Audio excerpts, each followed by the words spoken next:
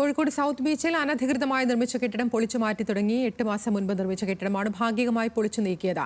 Corporation സെക്രട്ടറിയുടെ ഉത്തരവ് പ്രകാരമാണ് നടപടി. ആഷിഖ് റഹ്മാനുണ്ട്. ആഷിഖ്, വിവരങ്ങൾ.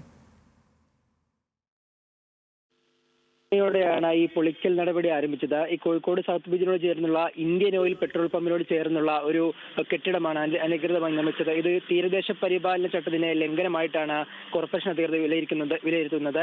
8 മാസം മുമ്പായിരുന്നു കെട്ടിടം നിർമ്മിച്ചത്. അത് പൂർണ്ണമായും അനുമതി ഇല്ലാതെ നിർമ്മിച്ചു എന്നാണ് ഇപ്പോൾ കോർപ്പറേഷൻ അധികൃതർ അറിയിക്കുന്നത്.